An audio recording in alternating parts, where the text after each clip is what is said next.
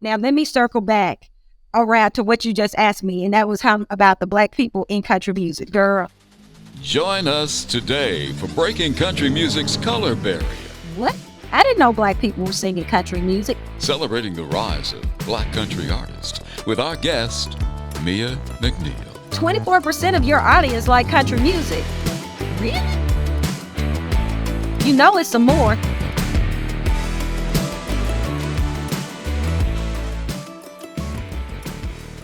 Hello, everyone, and welcome to Living Legends Music Day and Verified Hits.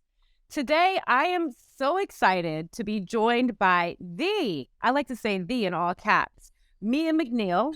She is the Senior Director of Industry Relations and Inclusion for the Country Music Association Nashville.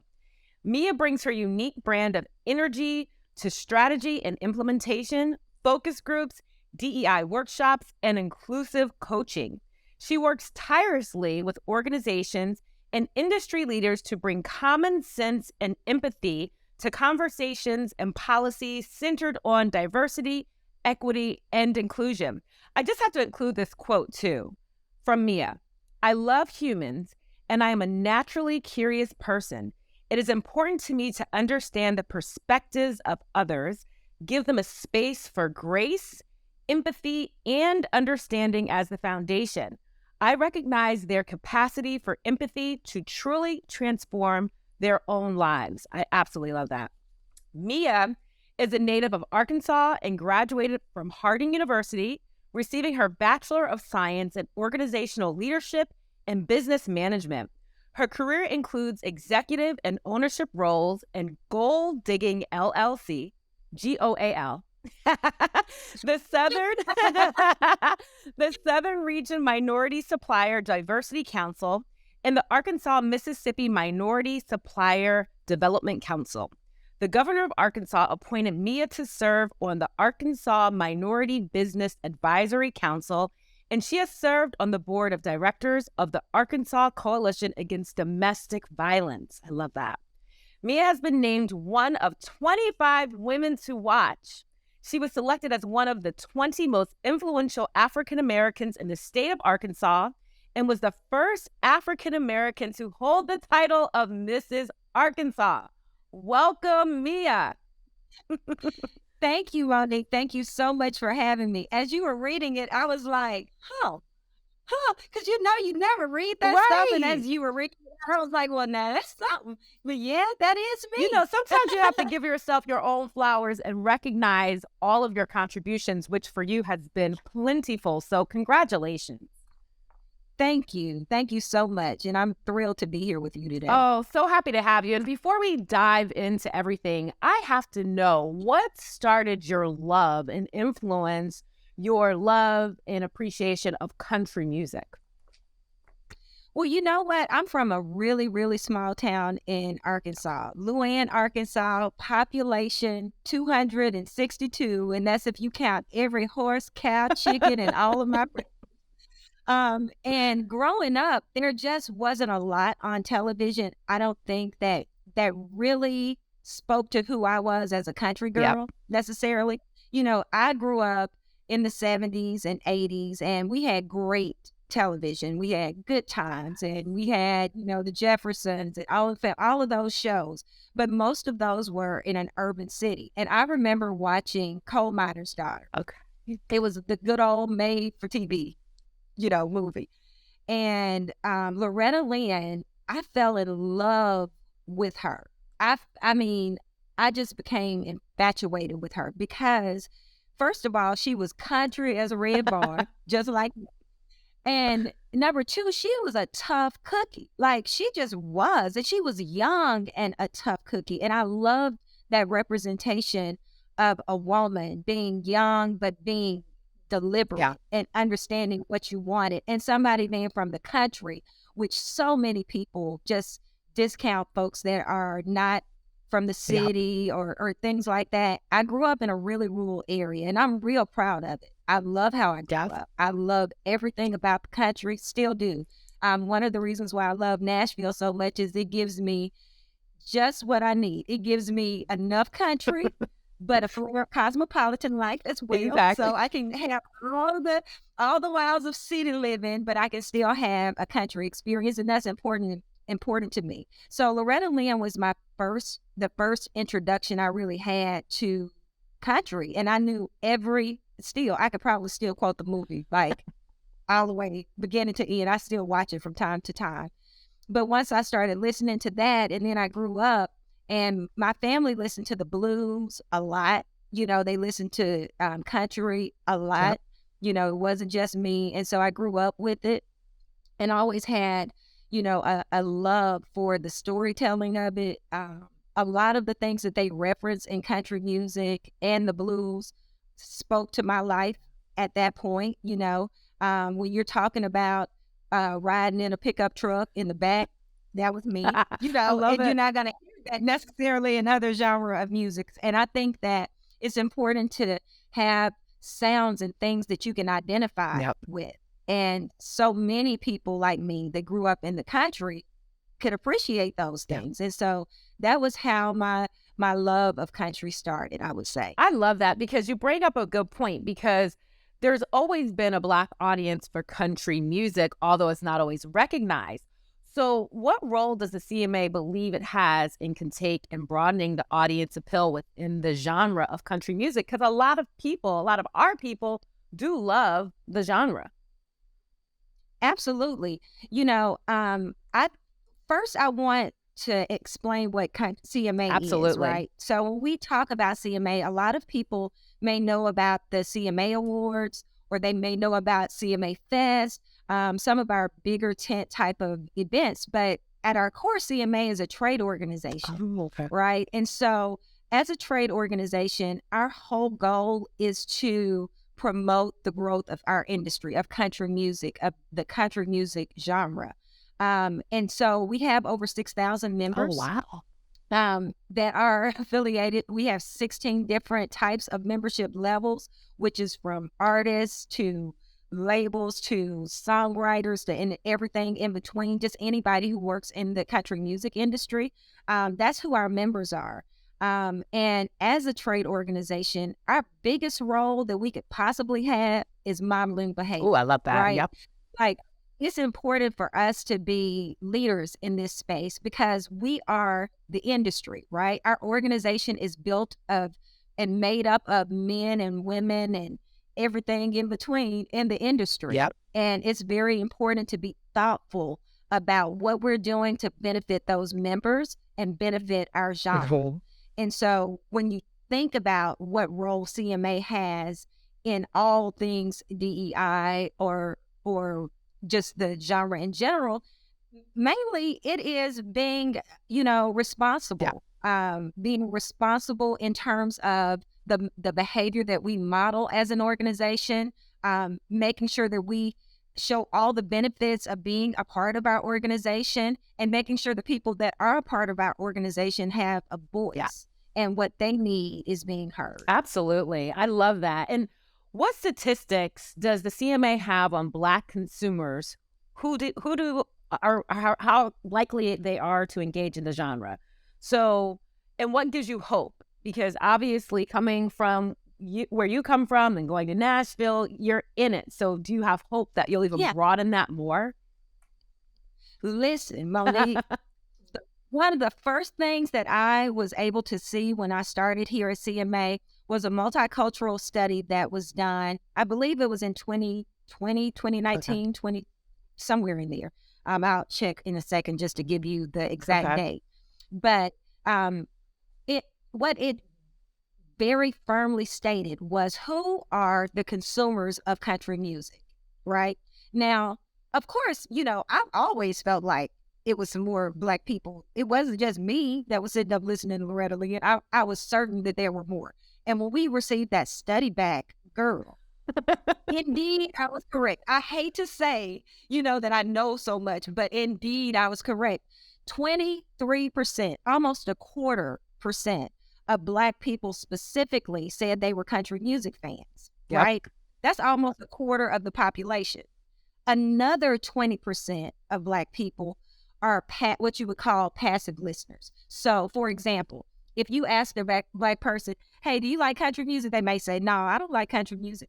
But then they might also say, but you know what? I love, I love Tennessee whiskey. I love that song. Man, I love this thing. I love this song, or I love this artist. So they don't reject it. So when you think about that number, the question for me and the way that I go about doing my business every single day is being thoughtful about that 23% that are dug in and that are 100% fans of country music, and that other percentage that might be and just not telling people. But right.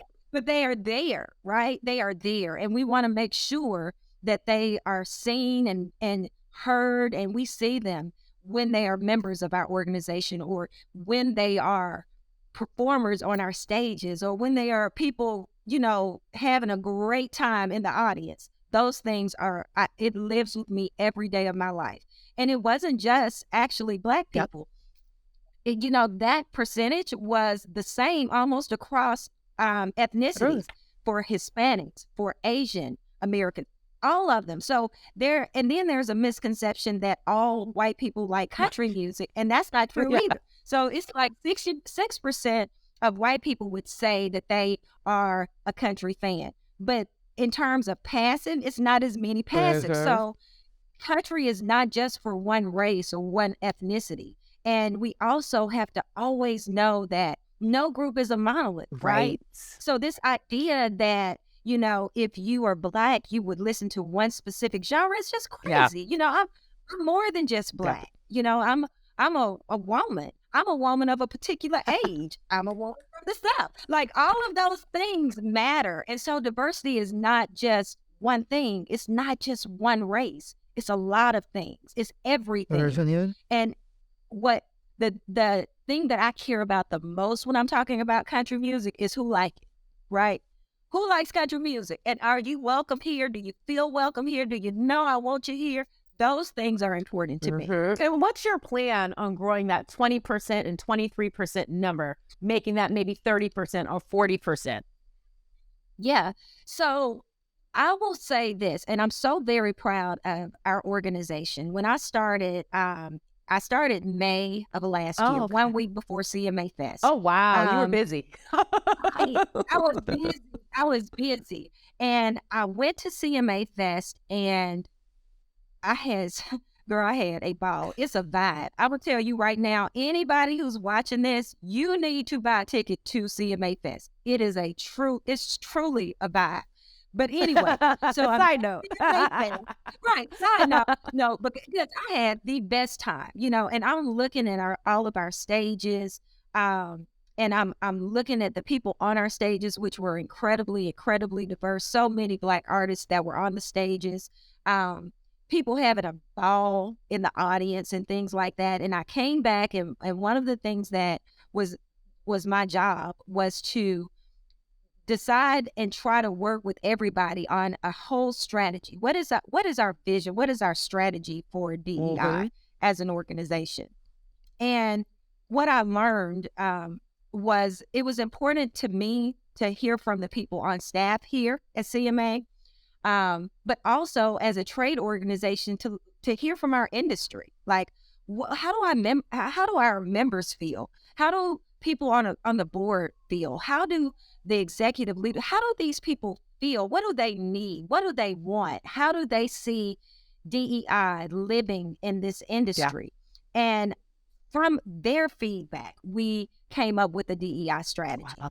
But the thing that was so incredible to me is how bought in everybody in this building and everybody in our industry is about it, right? Like, there is a true desire to make sure that our industry is inclusive of all of the things, not one thing, but all of the things. And for me, I've been in this work for longer than I even want to talk about, but I was in it way before it was cool to talk about, right? I was in it back when it was tolerance, right? You tolerate it, like BC Powers, to all the way now where it's, about talking about how do you feel in an organization? Do you feel like you have space in that organization? All of those type of things, right? And so having buy-in from the organization meant that I, Mia, by myself, I don't have to do anything, and it's just me. Every department in this building cares about this stuff. And so if we're talking about something as big as our events and making sure that on our event stages, they are diverse and we have, Black people on those stages and Hispanic people on the stages and someone who identifies as LGBTQ on those stages. Do we have young people on the stage? Do we have older people on the stage? Do we have somebody who may have a different ability? People from Texas versus people from Nashville. There's so much in there because I want anybody who comes to a show to feel like they can find themselves there. And so and that includes Black people, right? I want when they come, I want them to be able to come to anything and see themselves there. And what I can say with 100% confidence is that you would. Every stage may not be a stage that you would identify with, but I can promise you one thing, it's at least one stage there that you would identify with. And it wasn't a check the box. Like nobody sat around and said, okay, how many do we have of this? And how many do we have of that? It wasn't that, but because we are, an industry and we have members and we have, different organizations that help with CMA Fest or whatever, we have this broad swath of people that are all thoughtful about how to move this needle forward. It's not just me. And I have to say this, I think our industry gets a lot of flack, and I'm not saying that it shouldn't or that it hasn't been times where it may have been a thing. But I can tell you one thing, no other industry cares about this the way we do, because so many other industries don't think they have a problem. So you tell me what's better. Somebody who thinks, oh, we need to do some things differently. How do we make sure that we are being inclusive? How do we make sure that we are looking to make sure that every aspect of diversity, we see it? Is that a good thing, or is we got it? Right. Right. Like, you don't want that. You want people who really want to be better. None of us are perfect. Right. There is not one person, including myself, that's going to get it right 100% of the time. Nobody is, right? But you can try. And at least based on what you're saying, at least you have the support behind you so you can move the needle. Because a lot of times you get in these positions and you have all these great ideas, but you don't have the support. So I love that you have the support. And you said something very important about how a lot of times this industry gets a lot of slack. And it brings me to a while ago, and I know you can't really kind of get back into the nuts and bolts of it, but I think this kind of resonates. Back in 2021, there was quite an uproar and the action of using inappropriate language caught on video by rising star Morgan Wallen. And I know we can't get into the specifics, pros and cons of what actually happened, but after that incident, I did some research, and it looks like Waller, his sales, his digital album sales increased by 1,220%, and his song sales increased by 327% after that industry. So how is the CMA navigating inclusion and comfort of Blacks throughout all levels of the genre based on some of the flack that they do get within the industry? Yeah.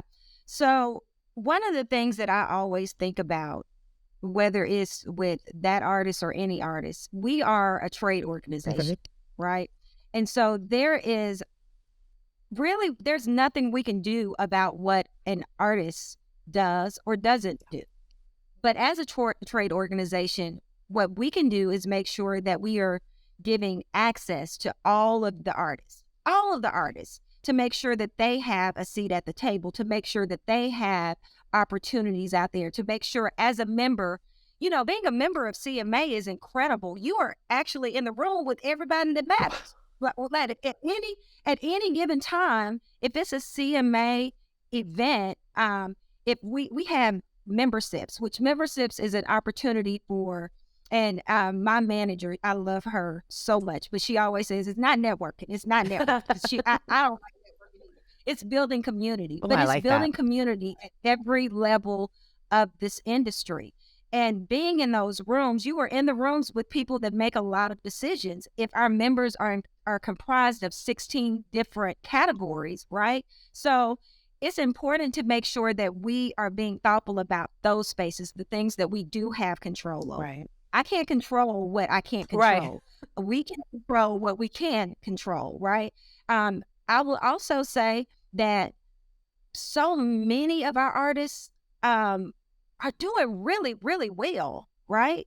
I am excited that more people want to listen to country music. I am thrilled about the increase of listeners in country music. I have to say my absolute 100% favorite, period, of any genre, anywhere, period, is Chris Stapleton. I feel like Chris Stapleton is a once in a lifetime. I just started getting into country music, and when I was researching for this girl, I was jamming. I'm about to ask you about that next, because there's quite a few I have to ask you about. But keep going, I'm listening. But I'm just saying, you think about an artist like that and how well he's doing, and how, I don't care who you're talking to, they may be a fan of his.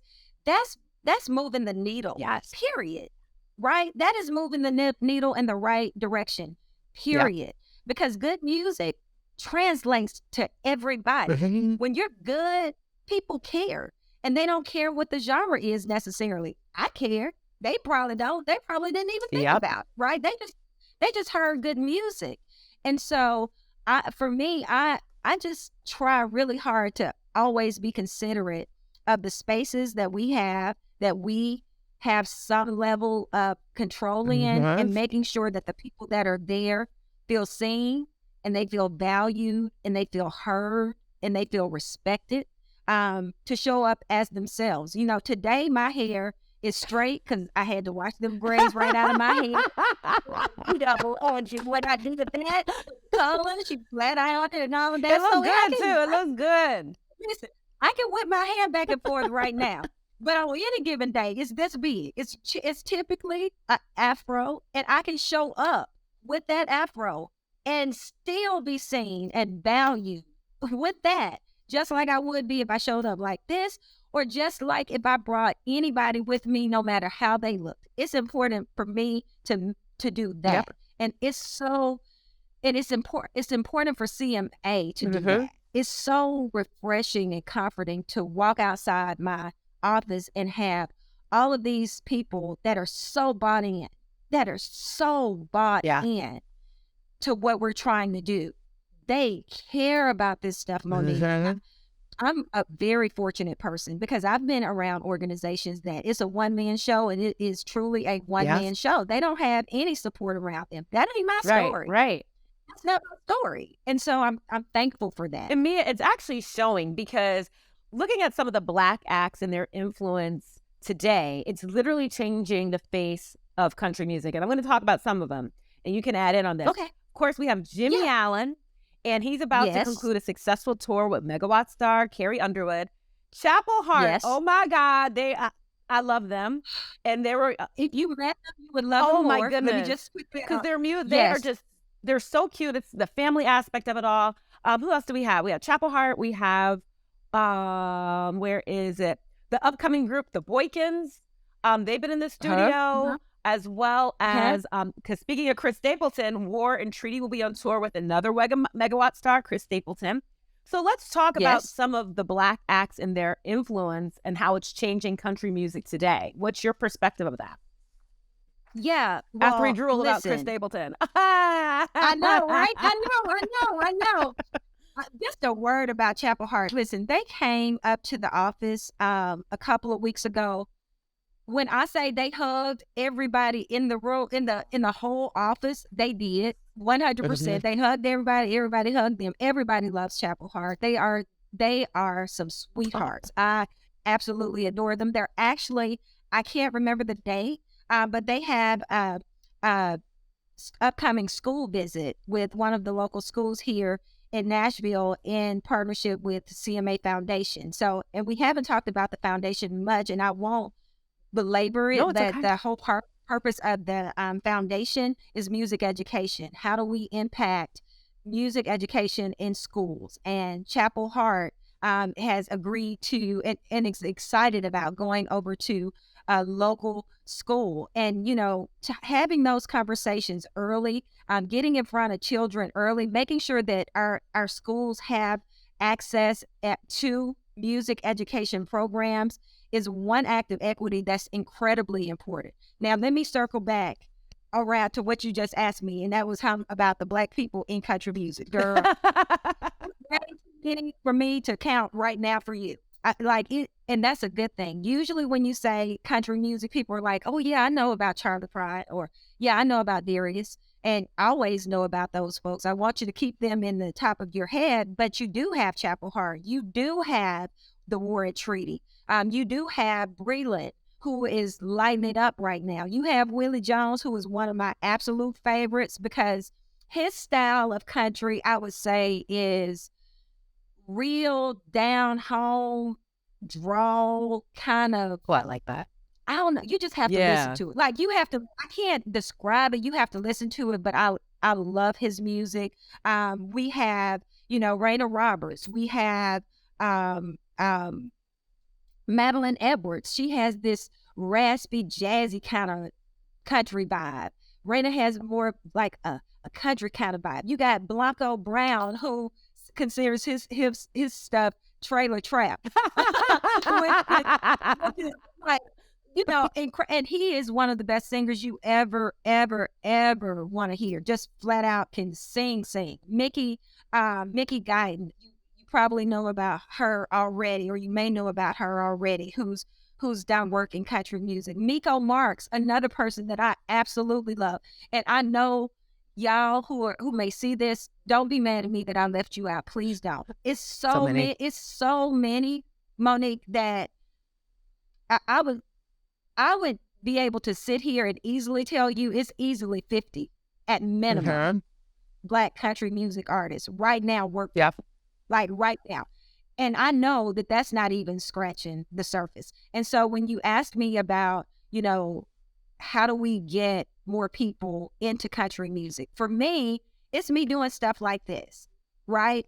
Because I want to make sure that people understand how many artists we have that are Black artists that would love to see more Black people in the audience, for sure, right? For any of their concerts or tours.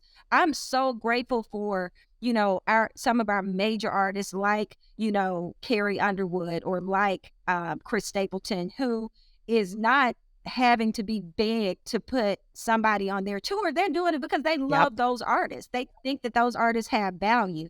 And it's not new, right? This isn't a new thing. It's more. It's certainly a lot more than we've seen at any other point. But it's so good. It's so refreshing to see so many people that are like, yes, it's go time. A couple of weeks ago, the Shade Room of all places. The Shade Room. You've arrived. If you've been on the Shade Room, you're going to get those consumers. You have arrived, right? The Shade Room, one of our artists, Raina Roberts, reached out to them, I think sometime in February. I say our artist, she's a country music artist. CMA doesn't have any artists that we have like that. We're not a label. But she is a country music artist, and she reached out to the Shade Room and said, it's Black History Month. Have y'all ever thought about showing Black country stars, right? And they responded and did 10 Black country music artists that you should know about. I saw that. That post had more, what do you call engagement? It? Engagement, than any other post in the last probably 50 posts, except for Beyonce. And who could be Beyonce? But it was like incredible, well over 500,000 interactions. The comments were incredible. I was so encouraged by that. And so I reached out and was like, well, it's some more, because I saw, I'm reading it. I'm reading the comments too, just like everybody else. And everybody's like, what about this person? And what about this person? And what about this person? Or can we get a part 2? Can we get a part 2? So they did another one and showed 10 more artists. And then that got more engagement, right? And people again saying, Is there any more? Is there any more? Is there any more? What that tells me is that there are people out here that are hungry for this music, hungry to hear these artists. Some people are surprised because a lot of the comments were like, what? I didn't know Black people were singing country music. It may have been something like that. But other people were like, it's about time, Shade Room, or everybody else got caught up because we're out here. So you had all of those things. But that's super encouraging to me. So Mia, how, like, based on this, how, because obviously there's Black consumers that love it and you wouldn't know. Then there's Black consumers that didn't know they loved it until they heard it. You're like, whoa, this is good, especially, you know, after a breakup or, you know, country music be really hitting your heart there. So how can we monetize the Black consumer engagement with country music genre and its artists? How can we get some more engagement like that Shade Room to really explode the genre? Right. Well, you know, as a trade organization, there's only so much that we can do. Right. There really is. But I think being very intentional about partnerships, being ready. Like I used to tell people all the time, be ready so you don't have to get ready. Right. Making sure that we have inclusion already before diversity comes. That's as a DEI professional, I will tell you that's something that's incredibly important to me. I don't want you to just bring a bunch of different people in and you haven't really thought about how you're being inclusive or equitable in those spaces. So those things are important. And so to your point, the Shade Room, they've been invited and they are coming to CMA Fest, engaging those groups, those people, having those type of partnerships that speak to audiences, you know, that care about this stuff, right? Because it's not just for CMA, it's for any organization that has that audience. 24% of your audience like country music, or there's a percentage of Black people you're not getting because they do like country music and you're not speaking to them about country music, right? So either you are being using that leverage to say, okay, let me invite these other folks, or let me give you more of what you want. But that goes back to what I was telling you before. You know, for us here at CMA, for any other organization, it's important to know how diverse your audience is, whether you're talking about race or anything else, right? Even when you look at the country fans as people think they know them, that group is very diverse, right? It may not be as ethnically diverse, you know, as some people may think that it is, but even if we said it wasn't that, country music fans are all over the world, all over the world. They're not just in Nashville. Country music fans, some have degrees, some don't, right? Some got a good enough diploma, some have PhDs, some are millionaires, some are just getting by, some are young, some are old. All of those things matter so much that as responsible humans in whatever pockets of society we live in, we have to give people space to be who they are without assigning an identity on them that does not belong, right? So if I'm saying that you're this way because you do this thing, that's wrong, because now I'm not giving you any space to say who you really are. And guess what? That doesn't make you something because of this thing. And so you talked about my quote, and I love that quote. Every day, that's what I live for. You know, I live for that. I live to understand people's perspectives and really listen. Most of the time, we don't listen. When people are talking, we're sitting there devising what we gonna say back, right? Like, I know how to get it on out because I got something. I got something for you, right? That's how we listen. Well, then you're not listening, because listening is saying, okay, let me really hear what you're saying and let me really try to understand how you got there. Because no one got to any place overnight. It took time and stuff, right, happening over and over and over again by this one and that one over there, and how we were raised and where we were raised. All of those things impact who we end up becoming, right? And to dismiss all of that for one thing is just fundamentally wrong. Right. It's just wrong. And so I love what I do every day, because every day I get to meet a human being that I don't know and get to know them. And we find some things that we are like, you too, me too. And other stuff is like, really? And they're like, really? And I'm like, yeah. I mean, you know, but you have those conversations when you have a genuine desire to get to know a person and lay down every assumption that you had and just meet them right where they are. Not where you want them to be. Meet them where they are and let them have that space for grace. Knowing, having that understanding about yourself that I'm not perfect, so they probably are not either. Right. You know, I got flaws, so they probably do too. So we're going to be graceful to each other and then come to a place where we can have an understanding or at minimum a mutual respect. We don't have to agree on everything. That's okay. But do we have a mutual respect for each other? And you know what I mean? It shows in talk of mutual respect and maybe different places from growing up, your perspectives. This year during Black History Month, institutions like the CMA, the Grand Ole, am I saying it right? Opry, the Grand Ole Opry, the Country Music Hall of Fame, they did outstanding work in honoring the footprint and imprint of Blacks in the country music genre. And it kind of goes to exactly what you were just saying. But in addition to that, what other actions do you believe could take place and be led by the CMA specifically to keep it going? Because with your leadership and your vision and everything that you're saying, they have such a strong visionary in you. So where do you see it going from there with this? I see it going beyond Black History Month. Right? You know, and thankfully everybody in this building sees it going beyond Black History Month or beyond Pride Month or beyond Women's History Month or beyond anything, right? This is just the way we do business. And I'm going to tell you something. If every department in your organization, and I can confidently say every department within this organization does everything thinking about inclusion. Everything thinking about inclusion. Not just in February, not just in March. Every single day, we think about, am I being thoughtful?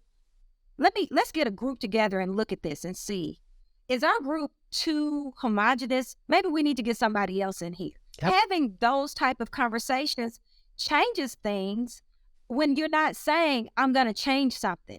It's just a part of what you do. It's just a part of who you are every day. And I have to say, I'm so proud of all of the organizations that you named because they're all in 10 IC, and it was 10s that I saw. So I'm so proud of all of them for that. But what I'm also proud of is that a lot of those organizations have things going on year round. Like, it's not like every month at the Opry, because I go over to the Opry all the time, you can, on any given night, you can find Black artists on their stage. That's great. That's not just in February, you know. We are always thoughtful about that. If you look at our social media, on any given, as for CMA social media, on any given day, it might be some Black people on there, but we're not sitting up counting them off to see how many do we have, right?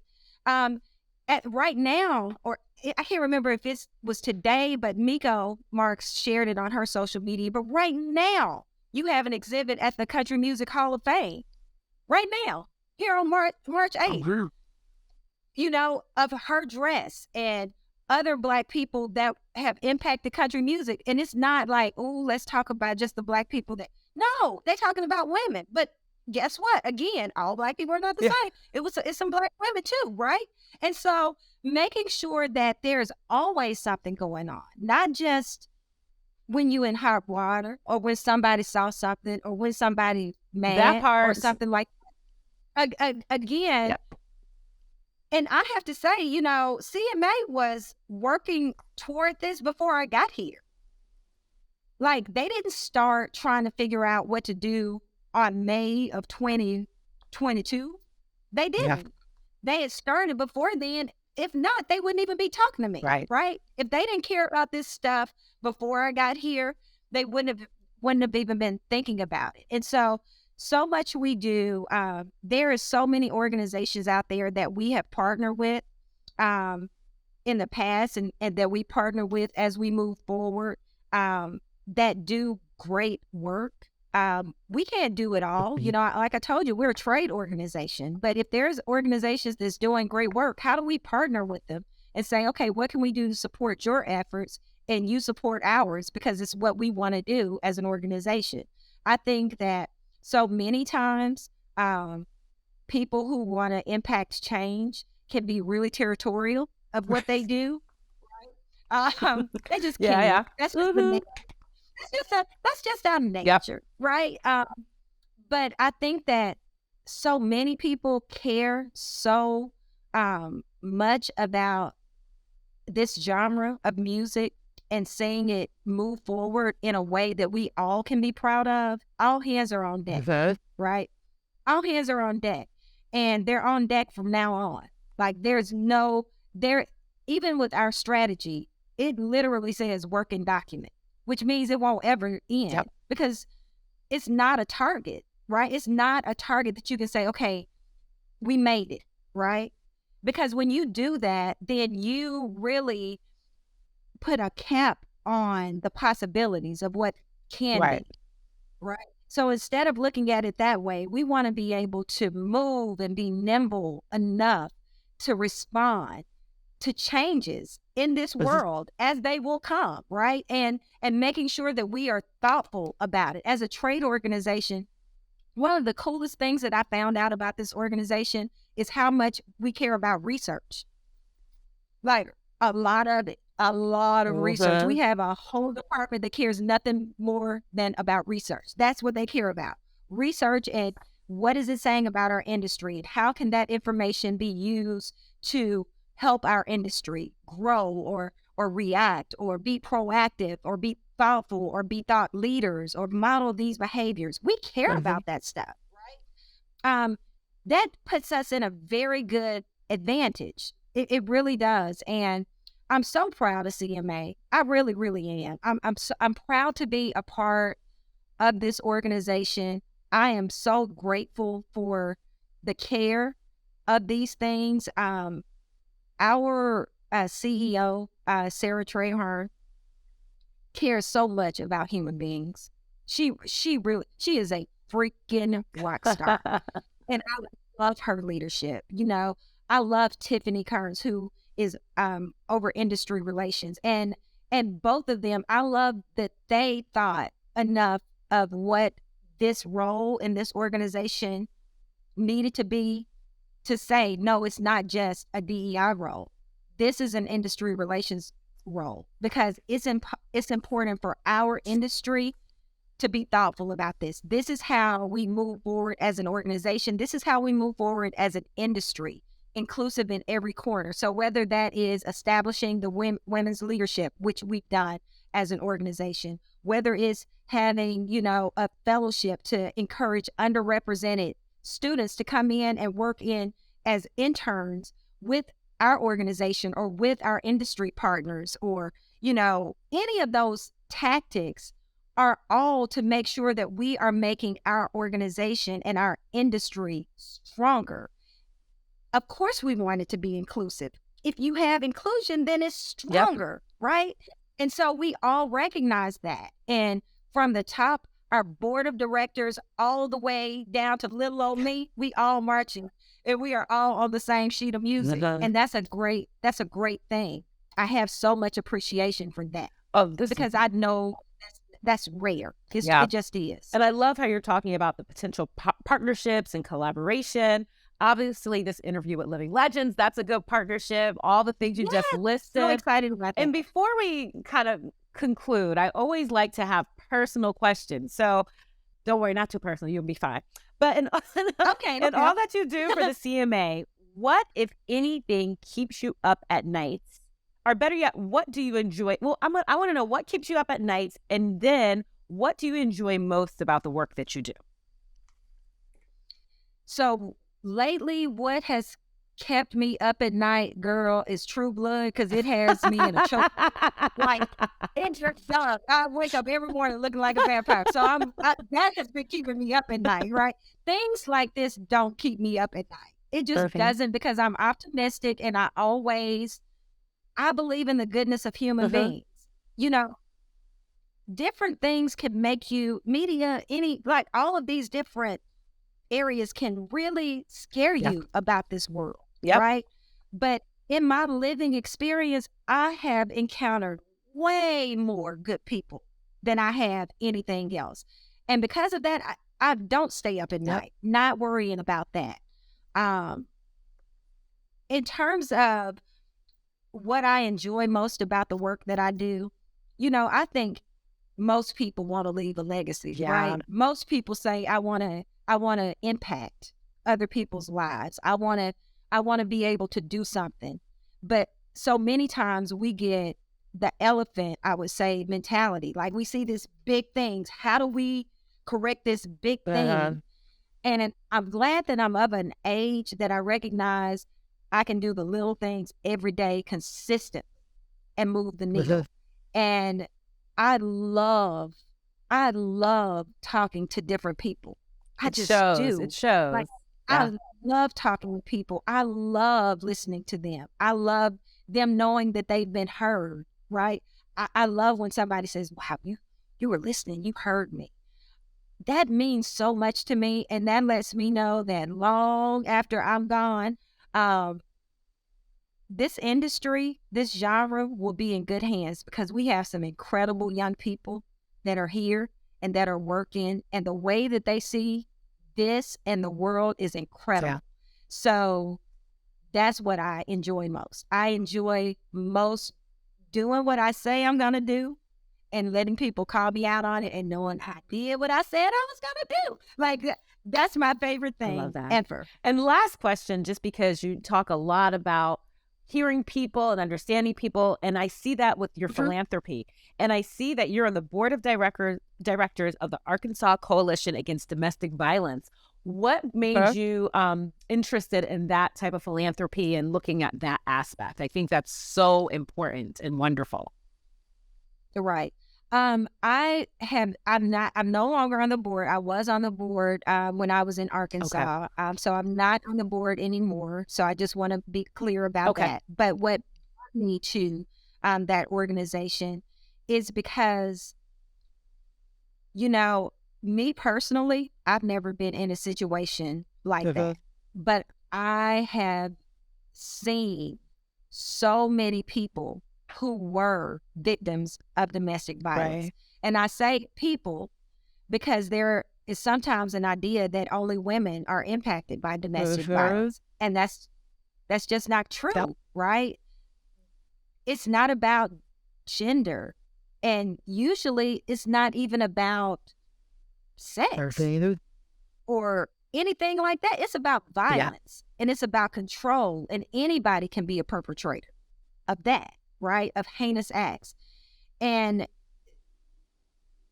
it's hard for people to talk about that. It's hard for people to own it and to say, yes, this happened to me, right? And no one wants to be seen as a victim. And I've seen some dynamic humans, like incredible people, find themselves in that position. And it's humbling and it's frightening. Right. And it humanizes us in a way that makes us stop saying, well, that can never happen. Well, honey, that would never be me. Right. You've heard people say that, honey, that would never be me. That would never, that would never. Yes. Yes, you. That's you too. It could happen to you. And I think that the human aspect of it and the desire to activate change and the desire really for me to make sure that we talk about it in a way that takes it off of just being one thing and it being a lot of things, because domestic violence can happen to anybody, any race, any age, any gender. And those are the type of things that I wanted to talk about. I've always thought and stood on groups are not monoliths. I don't believe that no group owns diversity. It's everybody. It's all of us versus them. and them are the people who don't want this, right? And who don't want this are people that are of the 2 to 3% that are not good humans, probably. But every other human cares about it, right? Every other human cares about it because most humans are good. I like leaning into that. And when I have those conversations with victims and people would tell me, right, because I did some things where I was, able to mentor and talk and be a resource for folks to call. I talked to a lot of folks that were really, really embarrassed and didn't feel like they could talk about it. But thankfully, they found strength somewhere to say, yes, this happened and it can happen to you. And I think people knowing that matters. I think people knowing that they're not alone matters. I think anytime you can see yourself in somebody else helps you feel a little more human and a little less other. Which is why what you bring to CMA is so important, so magical. And they have a gem in you, a gem. I mean, you are exceptional. I am so happy that we had this time. Thank you so much. I'm not just happy because we have matching nail polish color, by the way. We do. But we're here. But thank you. Listen, we have matching exactly. Yours a little bit longer. I have the short version. I was like, we are here. Okay. Right here. Yes. But thank you so much. And I'm so excited to see the legacy that you're leaving behind, because you are already in it right now, leaving that legacy behind. So thank you so much, Mia. Thank you so much. Thank you all for having me. And a shameless plug, I have to say, CMA Fitness is June 8th through 11th in Nashville, Tennessee. You can buy tickets now. You can go to cmaworld.com to buy tickets. I have to do that. Not because somebody at CMA made me, but because y'all need to come. It's a whole vibe. It sounds like it's popping. When you were talking about earlier, I was like, oh, this sounds good. It's a vibe. You need to come. So I want to make sure everybody knows how to get there. Say it one more time. Tell us one more time how to get the tickets, just in case we didn't hear it right. Yes, it is www.cmaworld.com. You can click on the link and then you'll be taken over to tickets. Perfect. Yes. Thank you so much. Thank you, Monique. Right. Have a great rest of the day. You too. Thanks for joining us for Music Day, a verified hit. Be sure to find us wherever you get your podcasts, on YouTube. And most importantly, don't forget to like, comment, and subscribe. We'll see you next time. Music Day, a verified hit. Real talk with experience. Executive producer, Jacqueline Rhinehart, Pat Shields, Ken Johnson, and Mark Hill. The associate producers are Tony Winger, Sheila Eldridge, and Shannon Henderson. Talent booking, Black Dot LLC. Production by Mark Hill Creative and Mean Old Lion Media. I'm your announcer, Jake Johnson. This has been a Living Legends Foundation, Inc. production. Find out more about the Living Legend Foundation, Inc. or donate to livinglegendsfoundation.com.